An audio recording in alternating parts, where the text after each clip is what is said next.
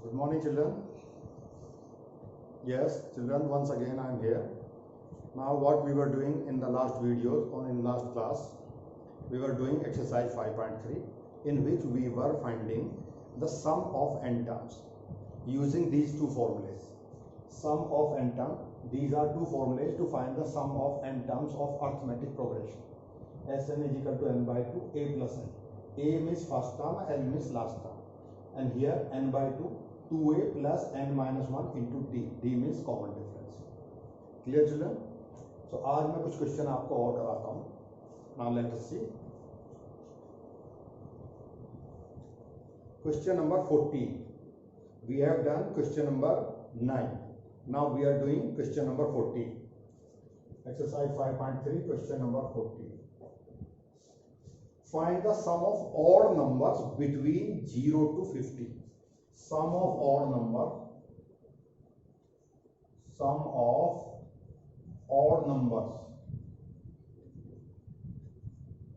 between 0 to 50. अब 0 to 50 के बीच में जितने भी ऑड नंबर है उन्हें सबको हम लिख लेते हैं. So 1 plus 3, 1 plus 3 plus 5 और लास्ट ऑड नंबर होगा 50 से जस्ट लेसर 49 भी ऑड नंबर होगा. उसने पूछा है 0 से 50 के बीच में जितने भी ऑड नंबर होंगे उन सबका सम फाइंड करना है. तो 0 से बड़ा ऑड नंबर क्या है? 1 के बाद फिर 3, फिर 5, फिर 7, फिर 9 एंड सो और लास्ट नंबर होगा 49. Clear children? तो सबसे पहले तो हमें टोटल नंबर्स निकालने हैं कि टोटल नंबर्स कितने हैं हमारे पास. How many numbers of which we have to sum. We have to find the sum of these numbers. Clear children? So first number a is equal to 1, d is equal to 2. इन सब के बीच का जो difference होता है and an last term is also given 49. तो पहले तो लास्ट टर्म का यूज करके हम नंबर ऑफ टर्म फाइंड करेंगे. So an, formula of an is equal to a plus n minus 1 into d.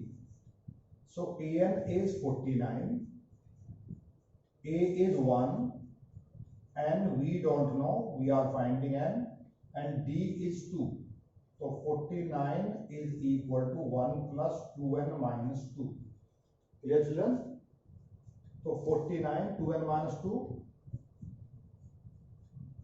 so 2n minus 1, तो 1 इधर आके प्लस हो गया तो that will become 50 is equal to 2n. तो 50 upon 2 is equal to n. Clear? तो 25 will be the value of n. तो हमें 25 नंबर्स का सम फाइंड करना है. फर्स्ट नंबर 1 है, सेकंड नंबर 3 है, थर्ड नंबर 5 है और लास्ट नंबर की वैल्यू है 49. टोटल नंबर्स 49 नहीं है, लास्ट नंबर की वैल्यू 49 है. तो टोटल नंबर है हमारे पास 25. तो 0 और 50 के बीच में ऐसे 25 नंबर हैं जो ऑड नंबर है. Clear children? सो अब इन सबका सम फाइंड करना है. Now sum as 25 by 2, we can apply this formula a plus n. So 25 by 2 is equal to a is 1, L is 49. Clear? So 25 by 2, 1 plus 49 will become 50. So 50 once again cancel by 2. So again we get 25. So 25 into 25. So you all know 25 into 25, 625. तो सारे odd number का सम कितना बनेगा? 625 between 0 to 50. 0 और 50 के बीच में जितने भी ऑड नंबर हैं उन सब का सम बनता है 625. तो एक बार मैं फिर से बता देता हूँ. 1, 3, 5 up to 49. a की value 1, d is equal to 2 and last term is 49. Using the formula of last term a plus n minus 1 into d. तो 49 is equal to 1 plus n minus 1 into d. तो 1 plus 2n minus 2 में से plus 1 minus हो गया तो it will become 2n minus 1. तो ये 1 उधर जाके प्लस हो गया, 50 will be equal to 2n. Okay, तो 50 को 2 से डिवाइड कर दिया, that is the value of n. तो 25/2 a + n 1 + 49 तो 50 हो गया। 50 को 2 से डिवाइड करेंगे तो that is 25। 25 to 25 625। You all know 25 to 25 625। Clear children? So I am taking one more question, one more important question.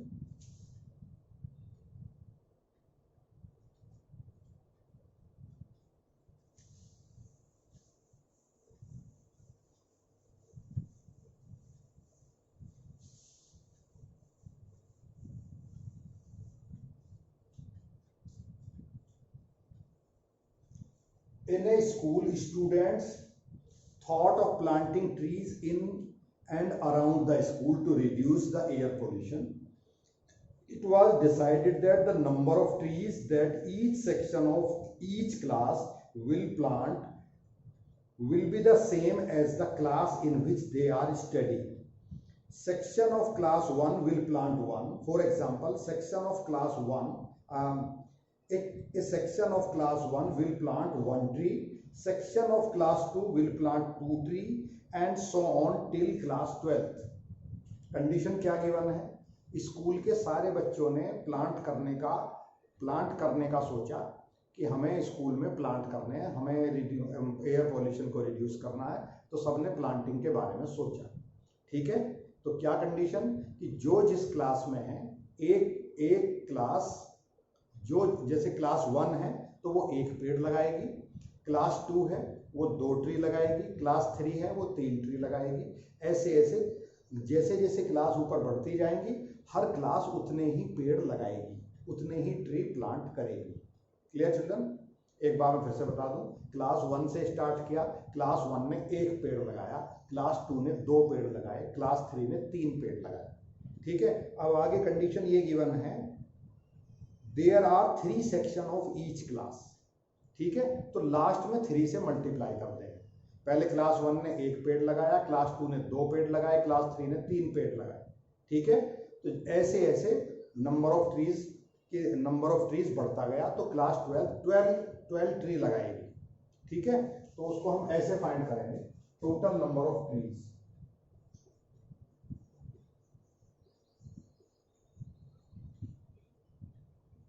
One plus 2 plus 3 plus 4 and so on up to 12। Clear children? फिर उसके बाद बताया हर class में 3 section, तो total trees multiply with 3। Total sum of the trees will B multiplied with 3। Clear children? तो total tree इतने लग जाएंगे। एक बार फिर से मैं ब्रीफ कर दूं, क्लास 1 1 पेड़ लगाएगी, क्लास 2 2 पेड़ लगाएगी, क्लास 3 3 पेड़ लगाएगी, और उसके बाद क्लास 12 पेड़ लगाएगी। 12 trees will be planted by class 12th। तो in this way at last we are given each class have 3 section. तो लास्ट में टोटल सम को 3 से मल्टीप्लाई कर देंगे। Clear children? So now we are having a is equal to 1, d is also 1। ठीक है, and last term is also given 12, n is also 12। Total number of classes are 12, last में 3 से multiply करते हैं। तो सम S12 is equal to 3 into n by 2 a plus n। Okay, तो 3 into 12 by 2, a is 1, l is 12। Okay, so 3 into 12 upon 2 into 30, तो इससे cancel हो गया 6, तो 3 6 जा 18 into 13 plant will be planted। तो 18 3 जा 54 and 18 1 जा 18 plus 5 230 up to 23। 18 3 जा 54 and 18 1 जा 18 plus 5 234। So 234 plant will be planted by whole school। Clear children? तो सबसे पहले क्वेश्चन क्या था कि हर क्लास 1 1 पेड़ लगाएगी और हर क्लास के 3 3 सेक्शन हैं, लास्ट में 3 से मल्टीप्लाई करते हैं। अंदर सम का फॉर्मूला लगाएंगे, first term plus last term into n by 2। Total number of terms हमारे पास 12 है, क्योंकि 12 क्लासेस हैं हमारे पास। Clear children? तो इस तरह से टोटल ट्री कितने हो गए हमारे? 234। एक बार हम आंसर भी क्रॉस चेक कर लेते हैं। तो answer is 5.3, exercise 5.3, question number 17।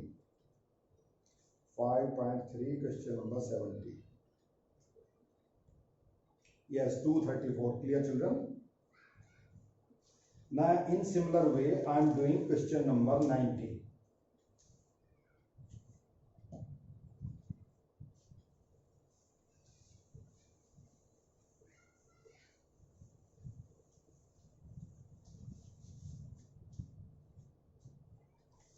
"200 logs are stacked in the following manner. 20 logs are in the bottom row, 19 rows are in the next row, and 18 rows are in the next to it, and so on. How many rows are there where 200 logs placed, and how many logs are in the top row?" Logs क्या होते हैं पहले मैं आपको ये बता दूं। जो बड़े बड़े लकड़ी के पीस होते हैं, वुड के बड़े बड़े पीस, जिन्हें काट के, जो पेड़ों के, जिन्हें बड़े बड़े पेड़ों को काटने के बाद जो बड़े बड़े पीस होते हैं, बड़े बड़े लट्ठे भी बोलते हैं उन्हें, उन पीसीस को हम लॉग्स बोलते हैं। ठीक है? तो साइड में ऐसे लगे हुए हैं। अगर उनका साइड से हम फोटो लेते हैं तो वो ऐसे दिख रहे हैं। ठीक है? तो फर्स्ट रो में हमारे पास 20 पीसेस हैं, सेकंड रो ऐसे लगी हुई है, इसमें हमारे पास 19 पीसेस हैं, इसके बाद इसके ऊपर एंड सो ऑन, इसमें 18 पीसेस। तो उसने ये पूछा है कि 200 लॉग्स, कितनी नंबर ऑफ लेयर्स आएंगी जो 200 लॉग्स कंप्लीट हो जाएंगी। फर्स्ट रो में 19 लॉग्स हैं, सेकंड रो में फर्स्ट रो में 20 लॉग्स हैं, सेकंड रो में 19 लॉग्स हैं, और थर्ड रो में 18 लॉग्स हैं। तो कितनी लेयर ऐसी बन जाएंगी कि जो 200 लॉग्स कंप्लीट हो जाएंगे? तो Sn इज ऑलरेडी गिवन 200। ठीक है? ये सबसे इंपॉर्टेंट क्वेश्चन है इस एक्सरसाइज का, ये क्वेश्चन और इससे आगे वाला क्वेश्चन, ये दोनों ही बहुत इंपॉर्टेंट क्वेश्चन है। तो प्लीज लुक हियर। ओके? तो Sn is equal to 200, A is given 20, D is given -1। D का कैसे पता लगाया? आगे वाली रो में से पहले वाली रो को माइनस करेंगे, क्योंकि हर रो में एक एक लॉग माइनस होता जा रहा है। और इसको हम ऐसे भी लिख सकते हैं 19 - 20। ओके? तो -1 कैन बी रिटन 19 - 20 आल्सो। तो A is equal to 20, D is equal to -1, and we have to find, and हमें फाइंड करना है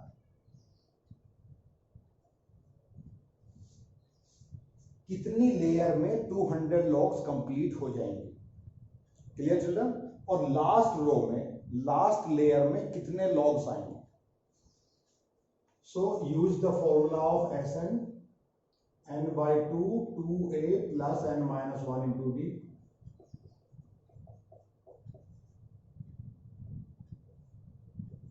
तो Sn is given 200, n/2 2 into 20, n - 1 into -1। Okay? तो 20 को इधर ले आएंगे, 2 को इधर लेके आएंगे, 200 into 2 is equal to n। 20 into 2 40, plus here you will get -n plus 1। okay? So 400 is equal to 40 and minus 40 नहीं 40 plus 1, पहले इसे लिख लेते हैं 41 minus n। So 400 will be equal to 41n minus n square। इन दोनों terms को इधर लेके आएंगे, take these two terms this side. So n square minus 41n plus 400 is equal to 0।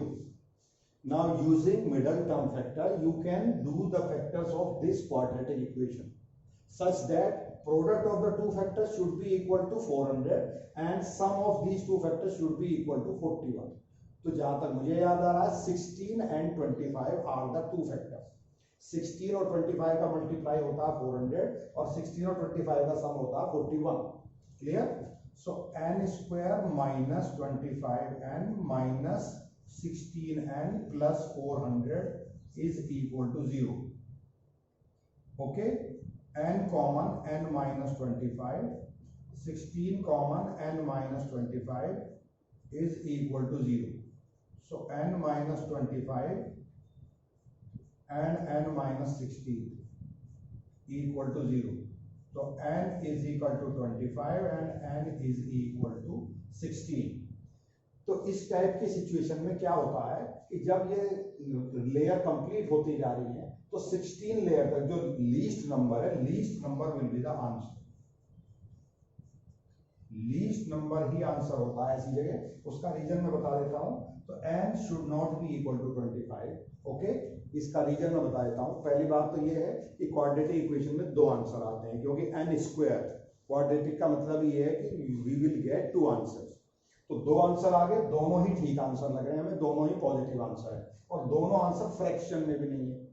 एक आंसर जनरली फ्रैक्शन में होता है या एक नेगेटिव होता है, तो ऐसा भी नहीं, दोनों ही करेक्ट आंसर है. अब एक आंसर को मुझे नेग्लेक्ट करना है. ठीक है, नेग्लेक्ट क्यों करना है? जैसे जैसे नीचे वाली लेयर में 20 लॉग्स हैं, ऊपर वाले लेयर्स में 19 लॉग्स हैं, उससे ऊपर वाले लेयर्स में 18 लॉग्स हैं. लेयर कंप्लीट होती गई तो 200 लॉग 16 लेयर्स तक जाके, ये दो पॉसिबल आंसर है. 16 लेयर्स तक जाके 200 लॉग्स कंप्लीट हो गए.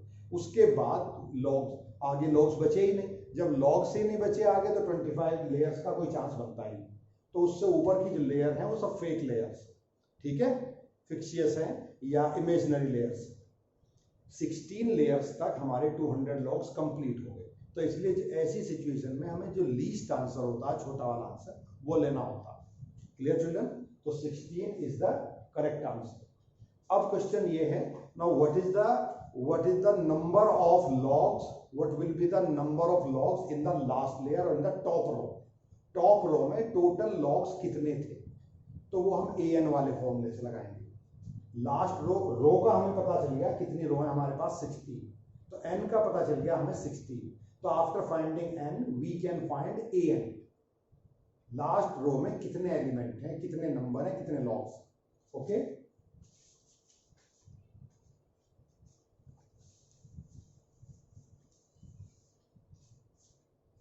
तो टोटल लेयर्स कितनी हो गई,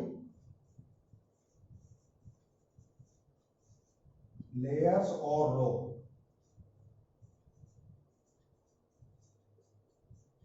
are 16 and number of logs in last row. So we have to find an. A plus n minus 1 into d. So an we are finding. An means A16. So A is 20, n is 16 minus 1, d is minus 1. Clear children? So A16 का मतलब है 16th रो में कितने logs हैं. तो 20 plus 16 minus 1, ये 15 हो गया. तो 15 इंटू माइनस 1, तो 20 माइनस 15 दैट इज 5 लॉग्स. तो लास्ट लेयर में कितने लॉग्स होंगे, 5 लॉग्स. तो फिर से एक बार पूरा क्वेश्चन मैं ब्रीफ कर देता हूं. What is the question? इस कंडीशंस में टोटल लॉग्स रखे हुए हैं. मैं साइड से देख रहा हूं, जैसे मेरा एक पेन है आपको, तो इस साइड से हमें फोटो दिख रहा है.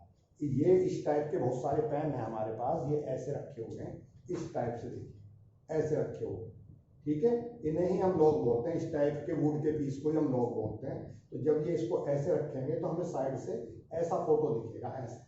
तो इस टाइप से 20 सबसे नीचे वाले, उससे ऊपर वाले में 19, उससे ऊपर वाले में 18, इस टाइप से हमें पूरी लेयर नजर आएगी.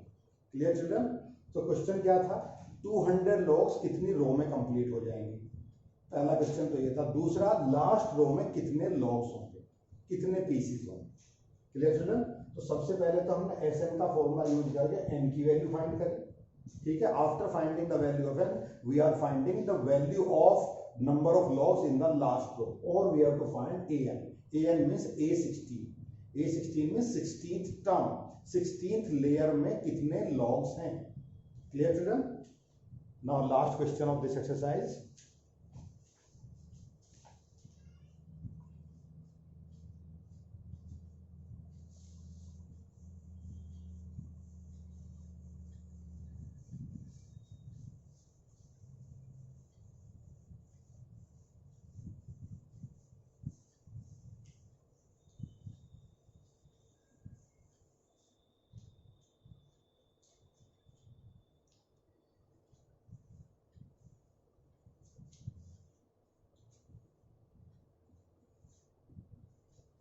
In a potato race, a bucket is placed at the starting point. छोटी क्लास के बच्चों को आपने देखा होगा इस टाइप की रेस में पार्टिसिपेट करते हुए. जब स्कूल में कभी भी स्पोर्ट्स डे होता है तो इस टाइप के स्पोर्ट्स हम उनके लिए ऑर्गेनाइज करते हैं. A bucket is placed at the starting point, which is 5 meters from the first potato, and other potatoes are placed 3 meters apart in the straight line. There are 10 potatoes in the line. Clear? Now what is the question? ये तो उसके बारे में बता दिया उसने कि beginning में स्टार्टिंग पॉइंट पर एक बकेट रखी है और पहला पोटैटो उससे 5 मीटर की डिस्टेंस पर रखा है. फिर सारे पोटैटोज के बीच में 3 मीटर की डिस्टेंसेस है. ठीक है, सोशल डिस्टेंसिंग का वर्ड आप लोग आजकल आप काफ़ी सुन रहे होंगे, तो वहाँ भी इस चीज़ का ध्यान रखा गया है. तो first potato is placed at 5 metre away from the bucket and second potato is placed at 8 metre away from the bucket, क्योंकि दो पोटैटोज के बीच में 3 मीटर की डिस्टेंस. Clear children? सो आगे उसने बताया है a competitor start from the bucket, pickups the nearest potato, runs back with it, drops it in the bucket, runs back to pick another potato, runs to the bucket to drop in it, and so on until last potato are placed in the bucket. What is the total distance the competitor has to run? Clear children? पहले मैं इसका figure बना दूं आपके लिए. यहां एक bucket रखी है, ये एक बकेट है. तो फर्स्ट पोटैटो यहां रखा हुआ है 5 मीटर की डिस्टेंस पर. क्लियर? उसके बाद second, third, fourth, fifth, six, seventh, 8, 9 and 10, इन सब के बीच में 3 मीटर की डिस्टेंस. इन दो बकेट और फर्स्ट पोटैटो के बीच में 5 मीटर की डिस्टेंस है और इन सब के बीच में 3 मीटर की डिस्टेंस है. और ये है 10th पोटैटो. तो कोई कॉम्पिटिटर कोई भी कॉम्पिटिटर है, पहले वो यहां से इधर दौड़ता है, यहां से इधर, फिर वो बैक आता है ऐसे. तो 5 मीटर की डिस्टेंस उसने इधर कवर की, 5 मीटर, और 5 मीटर की डिस्टेंस उसने इधर कवर की. फिर वो दोबारा से दौड़ता है, फिर वो यहां से यहां तक जाता है सेकंड पोटैटो तक. तो 5 मीटर की डिस्टेंस ये और 3 मीटर की डिस्टेंस ये, सबके बीच में 3 मीटर की डिस्टेंस. ठीक है, तो 5 + 3, अब दोबारा से जब वो दौड़ेगा तो 8 मीटर की डिस्टेंस कवर करेगा.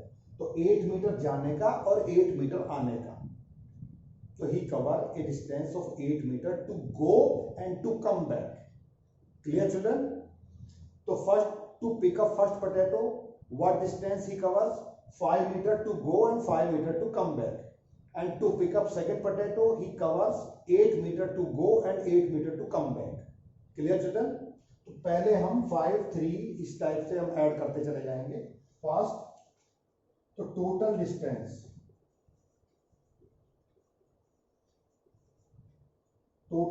कितना बन रहा है हमारा? 5. ठीक है, 5 प्लस अगली बार 5 + 3 8, फिर 5 + 3 फिर 11, फिर 11 + 3 14 एंड सो. और लास्ट में इसको डबल करते हैं. ये तो सिर्फ जाने की डिस्टेंस. पहले पोटैटो को उठाने के लिए 5 मीटर की डिस्टेंस, दूसरे पोटैटो को उठाने के लिए 8 मीटर की डिस्टेंस कवर करेगा वो. तो 5 + 8 + 11 + 14 3 ऐड होता चला जाएगा. And n = 10. और टोटल पोटैटोज कितने हैं? 10. तो 10 टाइम्स उसने दौड़ना है.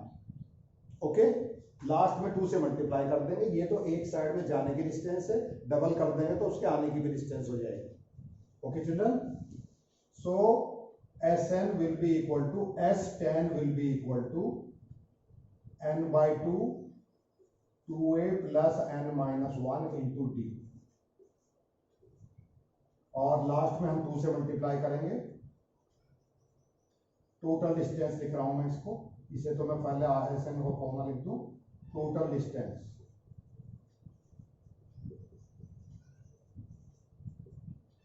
तो 2 इंटू पहले n बाई 2, n कितना हमारा 10 बाई 2, फिर 2a 2 into 5 plus 10 minus 1 into d, d is 3।